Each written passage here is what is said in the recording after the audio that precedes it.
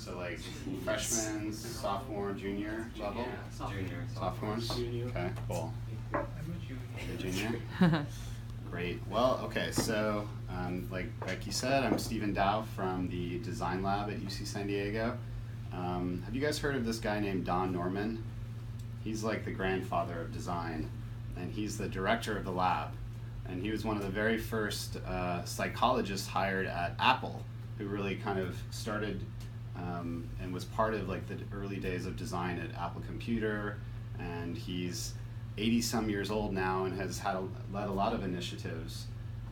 And the Design Lab at UC San Diego is really trying to push this idea of human-centered design, designing for people in mind, really giving you a process to think through, like, okay, you have an idea for how to solve a problem. How do we make sure that's the right problem to solve? And how do we make sure that you kind of test your ideas out in the world and get feedback on them and adjust your solutions based on that input? That's part of that human-centered design process, is thinking through who you're designing for, who's going to be using the interface or the technology that you develop, and how to really make it work in the real world. And so we started this design challenge idea. It's called Design for San Diego. Have you guys been up to the website, D4SD.org? Yeah, cool. So we put this challenge together basically in collaboration with the city. Mm-hmm. They told us one of the major problems that everyone faces in San Diego in one way, shape, or form is transportation. And so we started doing this human-centered design process where we went out and we interviewed people and we found what we could online about the problems related to transportation, and we learned a ton. There's not just one problem, right? There's tons of different smaller problems, and those are all valid problems that need to have different solutions for them. And that's what you see up on the website, D4SD, under the challenge briefs, is a lot of what we learned has been written up and synthesized there. And it's not just the 4 main challenges that we focus on, there's a bunch of little challenges underneath. And even if those aren't the right ones, this is an open challenge. You get to define what problem you focus on. And so one of the things that I'm emphasizing in the class I'm teaching, and you guys are competing with people all over the city, which is really cool. People throughout the city, people at the university level at UC San Diego. And what's really neat about it is that when these solutions are judged, when the jurors come in and look at the solutions, they won't know if you're 15 or 23 or 36 or whatever age you are. They're all going to be judged equally and kind of online anonymously. And so that's kind of neat. You That's get to very be cool. compared to other people in the city. And so we can talk about like what questions you guys have about the challenges. One of the benefits of entering the challenge, of course, is that you get to work on this civic problem, a problem that's going to affect everyone. Another benefit is that you get a t-shirt. I brought some t-shirts in today. It's a very valuable t-shirt. And another benefit is that you get invited to go to this event on October 25th. It's in the evening at Broadway Pier. Mm-hmm. And every team that has a valid entry gets a ticket for all their team members. That's part of our partnership with Design Forward. And they have the community mixer on that evening of the 25th. And then if you're selected as a finalist, one of the 8 finalist teams, your team gets to come back the next day on the 26th and interact with really great business leaders and civic leaders at the all-day Design Forward Summit. Cool. And that's an exciting opportunity too. So, is it in the Port Pavilion where the first the Design second Forward? one, the second day, the 26th, is in Liberty Station. Okay, but the day that they're invited to and they receive a ticket to, is it Broadway Pier is the Port Pavilion. where we Yeah, did yeah. Design Forward there for Exactly, sure? Okay, exactly. okay, cool. Kind of way back on the back Yeah. side of the pier. Yeah. So let's see what else. So you have to register your teams by October 10th. Have you guys formed teams yet, or yeah? So every team needs to register by the 10th, which is actually Tuesday, and then you have until October 22nd to keep working on your solution. Your solution includes describing the problem that you're going to focus on, describing the solution, and then including a link to a prototype. What's a prototype? A prototype is something that embodies or makes concrete your idea. It can't be words at this point. You have to make an interface, or you have to make a mock-up, or you have to build something. You have to build something out of cardboard and take photos of it. You have to make a 3D model. We really don't try to say what the solution should be, but just that it has to be more concrete than words. A prototype should be something that could be tested, that could be put in front of people and to get feedback. And actually I recommend you do that as part of your process. And that goes to some of the constraints, or sorry, the criteria that will be used to judge the solutions. What are those criteria? Well, we're going to look at novelty. How creative or new is this idea compared to something that's already out there? We're going to look at feasibility. Is this something that could actually work in the real world? Are there any real world constraints that would prevent this from happening? Is it hard to engineer to make it completely real and work in the real world? Teleportation would be a really great invention, but not feasible. Really helpful for transportation if you could just beam yourself, but that's not a feasible solution. I got this thing for something else, I guess. Yeah, that was your idea? Another key criteria is impact. So how will you affect people? How many people will be affected? Will anyone be negatively affected? That's impact. And the fourth criteria is demonstrating your process. So can you show that you've been through some iterations on your ideas? Can you show that you've looked at a bunch of ideas? Can you show that you've talked to people and gotten feedback about your concept? And provide evidence that what you're thinking of could actually be a good idea. And not much else to say other than there's huge support for this. The mayor spoke at the opening event. We have the City of San Diego's data team. We have the Port of San Diego. We have SANDAG, which is the San Diego Regional Planning Department that is also going to be a test site for autonomous vehicles, which is one of our 4 main categories. We have partners with Design Forward, who's putting on this event, Scale SD, which is the Smart City Accelerator, who hosted our hackathon last month, and they're also going to help ideas that have a lot of legs to them get off the ground. So there are lots of opportunities to actually make things real. We hope you guys are excited to participate. And do you have any questions? Who's going first? Is this the first time you've done something like this? This is the first time we tried something like this. I have no idea how it's going to go. Could be good, could be bad. You said you had about 50 teams so far? Well, that's what roughly I'm seeing. Some of those are students in my class. Some of those are teams that were at the kickoff hackathon. I imagine some of them won't make it to the finish line for whatever reason. But yeah, I would say it's a win if we get 50 teams to enter. And so 8 of them will progress to... Yeah, so that's yeah. pretty So good about a odds, 20% odds that you're going to make it to the next round. It's a blind evaluation. I mean, yeah.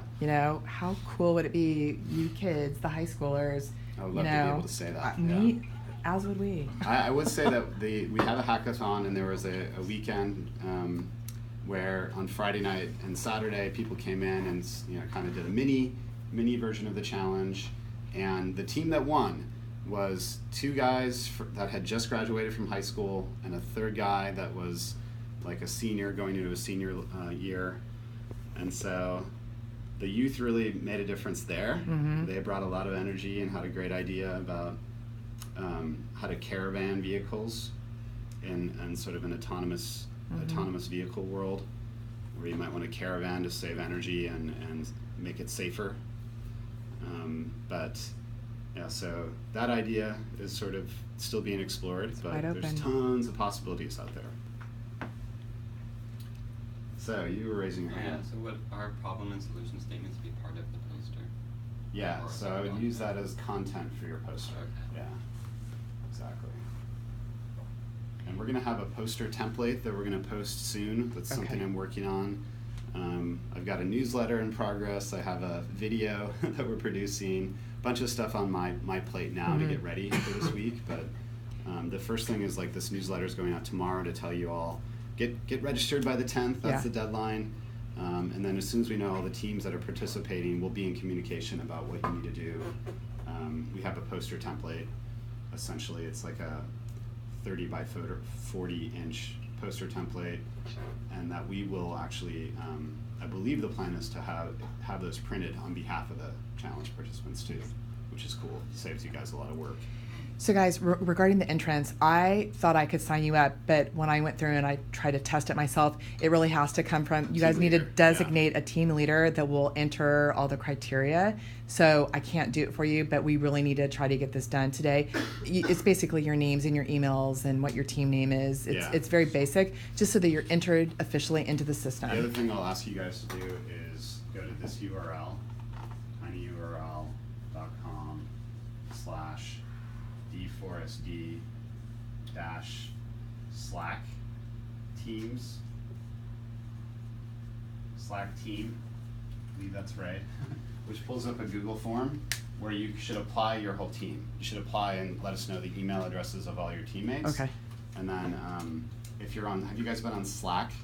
Yeah. That's the communication channel, the discussion forum. Mm-hmm. We'll create you a private channel for your team so you can directly interact with each other. Okay, so another like business solution question. So their ideas, they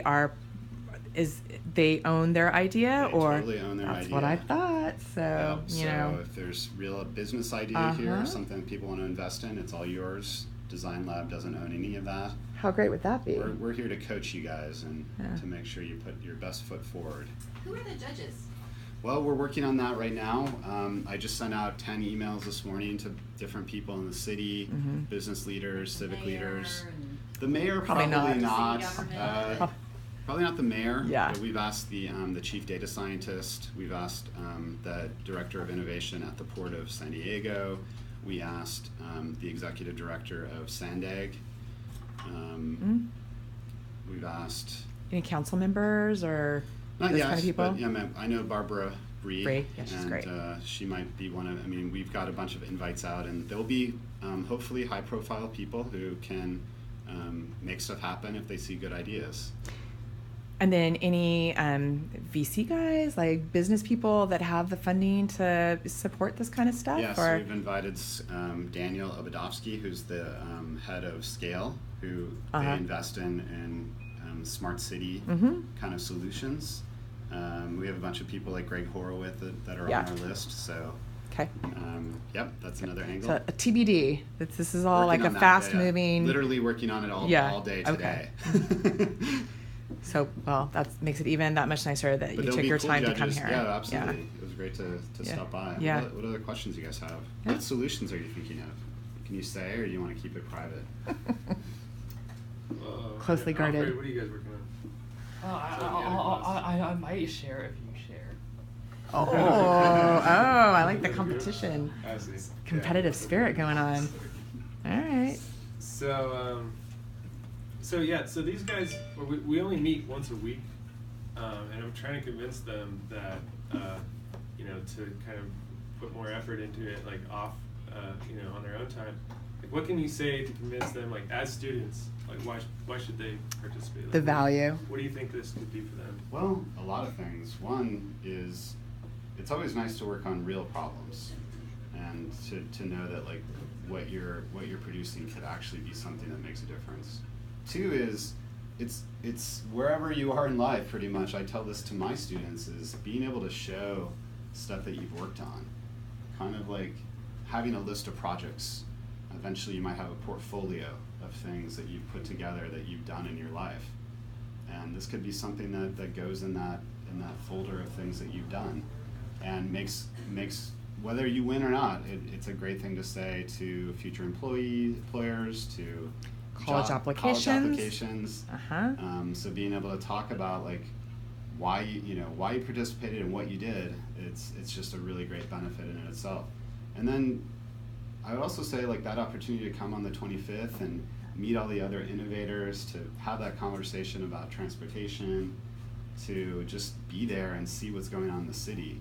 That's exciting. So I would recommend spending more than one day per week on it, because it's a big thing. Mm-hmm. And my students are meeting up twice per week, but then they also have homework between those sessions, Mm-hmm. where they're going out and because I think a part of it is,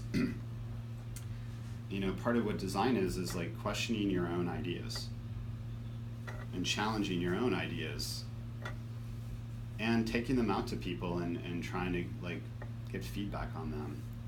That's maybe means if you're looking at public transit, taking a ride on a bus, or catching some people coming off the bus and talking to them about their experience, or interviewing your friends' parents about their commute to work. All of that is like informing your design. It's something you might write about when you write up your problem statement. You're looking for those moments of like inspiration to help explain why you focused on what you did and what's sort of giving you that a unique idea. So would that Slack channel allow them to communicate offline or when they're not in class? Maybe? Yeah. Well, it's online, so you'd have to be Connected. on a computer and Yeah. connected. Online, But there's, sorry. I have Slack right here on my phone. It's got a really nice app. Ah, It works on a browser, or there's like an app you can download for the desktop. mm-hmm. And there's people up there, like there literally have been like hundreds of messages going back and forth. People sharing ideas, sharing links, sharing information. So that's a great resource Yeah. to, and they're organized roughly around the 4 challenges. So if you're interested in one of those challenges, I would recommend going and reading that Slack channel just to see what people have shared. Mm-hmm. What else are you guys thinking?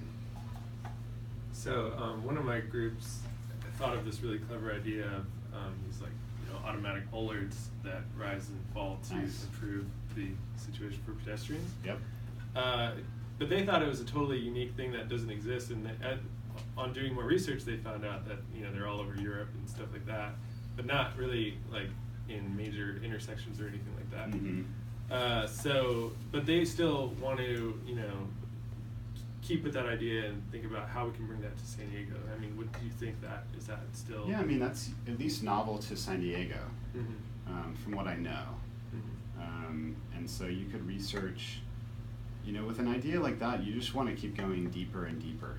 Mm-hmm. And so that would mean looking into what places where would you want to have that solution, like high pedestrian areas where there have been some accidents with pedestrians. I'm thinking Pacific Beach, Little Italy, downtown, areas that you may want to like cut off from traffic at a certain time of day.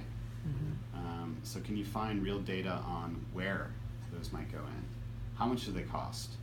How are they operated? How would they be operated in San Diego? Is there a way to like trigger them? Are they triggered at a certain time of day or automatically based on certain things in the environment, like the number of people on the street or the amount of traffic? How would that work? And are there any unique features to these that aren't in the cities in Europe? That's not as important though. I think if you come up with a concrete proposal and like explain why it's the right solution for San Diego, then that could make a really good entry. Cool. That's really cool. We got that on video. For that other team that's not here. Yeah. Yeah. Okay. So you guys want to share your idea yet? Are we still feeling protective? You want to turn off the camera for that part? Yeah, I can. You guys want to share? Because I will turn it off. I think we're still in the brainstorming phase. Okay. Yeah. Okay. Yeah. That's Okay. totally good. Yeah, I would actually spend, a couple hours. If you haven't read through the briefs in detail, which you probably have, and then going through the Slack channel and seeing what the discussion is like there. There's been a series of ideation sprints in the channel where we put up questions that we want people to brainstorm, and so you'll see a bunch of ideas there. And then I think, getting a whiteboard and just, what really helps, I think, is writing down the problem that you think you want to solve, or the mission. So like one of my teams in my class is like really interested in how do you help drivers empathize with other drivers on the road? Because they're kind of like, well, traffic, we can't really fix traffic. So let's assume there's going to be traffic, and then, there's also technology coming in, we have Bluetooth, right? You guys know about Bluetooth, connecting devices, Internet of Things, like things will be connected all the time. And so can you make a connection with another car and then do something where you develop empathy or social interactions with other people? And so that's the specific angle they're looking at. How do we help drivers empathize with others? And once you like frame that statement, you can start brainstorming lots of ways to make that happen. So they're like, okay, sing-alongs with other people in the cars, or a whole new set of like input communication between cars, so it's not just the horn. We can expand that so it's like a little more richer conversation. Or we can have voice communication. I'm not sure if that's a good, so without like judging each of the ideas, like you can start to generate lots of possibilities. So that's a good like process thing to do, is just write down a statement that is kind of guiding you. You can guide your brainstorming, it can guide who you're thinking about designing for. So once they make that mission statement about drivers, then it's okay, well, we need to go talk to drivers and we need to understand what are some of the challenges they have, and what's their daily commute like. And then only from that research can you really get at good solutions. Does that stuff make sense?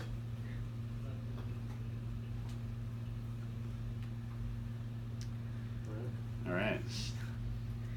I know you guys aren't that shy, but it's okay. So there's a bunch of teams working on, for anything from like smart parking to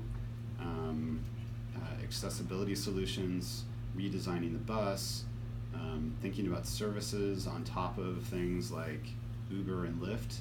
So it's not just a ride from point A to point B, but you're getting other things while you're moving. There's teams, a lot of teams focus on autonomous vehicles because there's problems from how does the general public learn about self-driving cars? What are the different interfaces you need in the car, as well as for pedestrians who are outside of the car and need to know whether the car is coming at them or if it sees them. So sort of pedestrian car interaction. Thinking about how the whole system is going to work once we have better autonomous vehicles. So it's a whole range of things. And by the way, UC San Diego is starting the whole driverless car initiative, big experiment up on campus, right? And is Jim and Colleen, are they deeply in the mix with that? I'm not sure. Yeah, they're doing a little on campus, but I thought it was their mail delivery. I thought they were doing. I think so. Yeah. I actually don't know as much about that, but San Diego's doing a partnership with us, and they're the ones who are one of the top 1 of 10 sites that will do autonomous vehicle testing. 1 of 10 cities that's doing the testing, and San Diego is the only one of those 10 that was selected to have like in the wild testing, where they're going to actually use real roads to test vehicles. So watch out. Supposed to happen? That's a good question. I don't know when the exact time frame is. We just talked on Friday, and they were really excited about basically thinking through like, what's the Department of Motor Vehicles look like when we have autonomous cars? Like you guys, you're 15, so you're gonna go next year and get your driver's license, and you have to like go through the whole training and like go to the DMV. What's that gonna be like in 5 years from now, 10 years from now?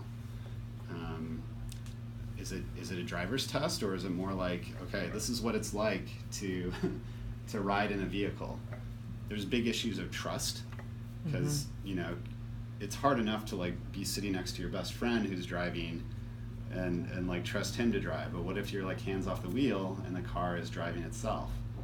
How do you design that so that people trust it and that people are okay with getting into a car where there's no human? That's a little design question there. What other questions are you guys thinking about with respect to transportation, or like angles that sound interesting to you?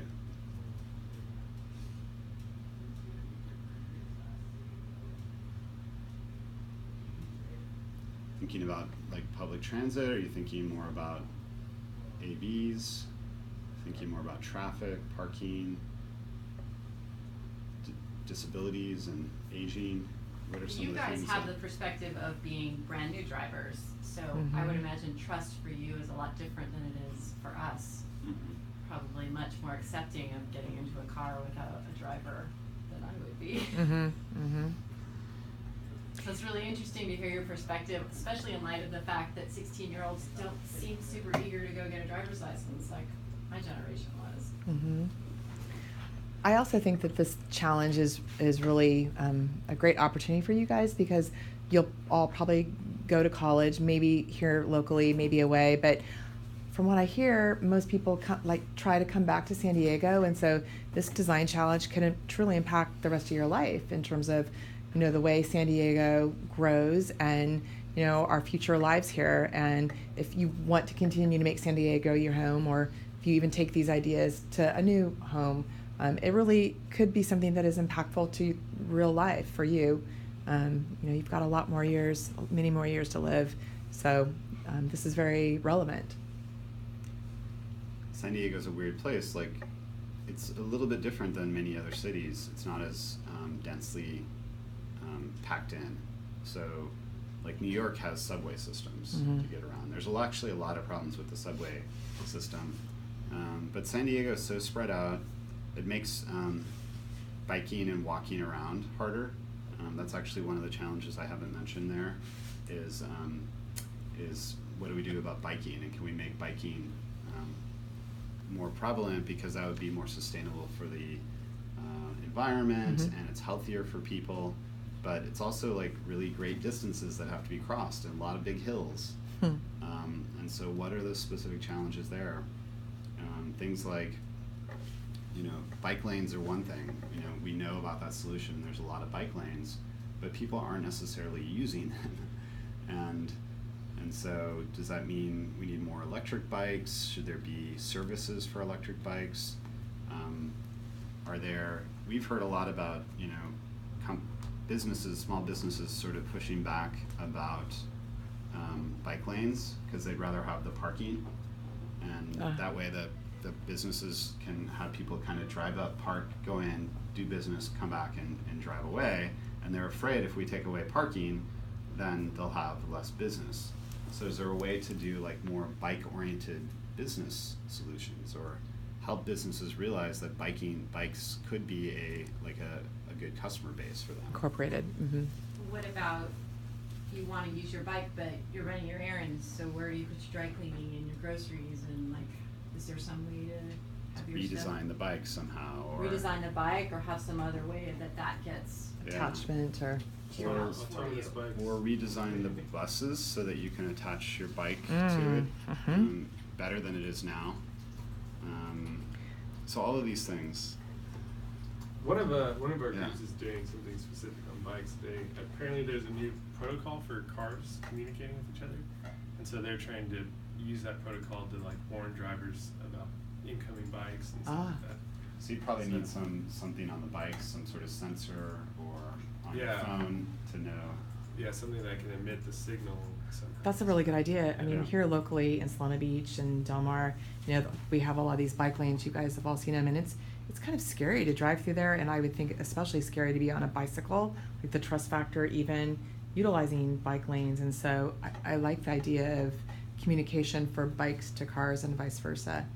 And then also regarding the coaster, you know, making, you can't always bring a bike on the coaster, which my son learned the hard way recently when he had a flat tire on his bike up in Leucadia, and you know, it was painful. So it's not as user friendly Mhm. to bring bikes onto public transportation as And it I should think, be. like, in this day and age, you should be able to tell the train or the bus ahead of time, okay, I'm gonna be on this bus, Uh-huh. and I'm either gonna, you know, have my bike, or it's just me, and I want a seat, or I'm willing to stand. Mm-hmm. Like, there's no reason why. I mean, there's problems to figure out there. Like, the buses don't have like assigned seating right now. Mm-hmm. But if there's a way to like figure out all those logistics, the technology is there. You could do pre-orders, or you could say, okay, there's 3 spots left, 3 seated spots left on this Mhm. bus. Okay, I'll take one of those seated seats. Maybe that means you pay $0.25 more than you would if you had to stand or Mhm. something like that. But a lot of trains have assigned seating. I don't know if the coaster does. Probably some of the cars do, so Mhm. like the first class cars. Mhm. But if it had a really good record keeping system, you could imagine that solving a bunch of problems. You know, making people more confident that they get the kind of seat or place that they need. People with disabilities being able to find the kind of resource they need, especially without calling attention to it, which was Mhm. another problem we ran into. Sort of quote unquote invisible disabilities. The problem there is that you get onto a bus and if you're a person with an invisible disability, which means it's not really clear that the person, like just looking at them, that they need some sort of special need. Some people, obviously you can see it, they have a crane or something like that. But a lot of people have problems, and I can go into what they are, but you can imagine, where they're just not evident when you look at the person. And so that creates a really socially awkward moment for someone where you have to like either tell someone, you know, can I please have your seat? And it have to go through a whole explanation of why they would like to have the seat. When the person doesn't want to do that, but yet they still have the need to sit, or the fear of having to stand, or the pains that come along with having to stand because it's too uncomfortable to ask somebody to give up their seat, those sort of things. So there's a thing you could work on if Yeah. you're looking for an idea. Did that inspire you guys, intrigue you, generate some new ideas? Do research, that's the key thing, and then just unleash your creativity and Mm-hmm. go for it. All right, you want some t-shirts? Sounds good. Thanks, Stephen.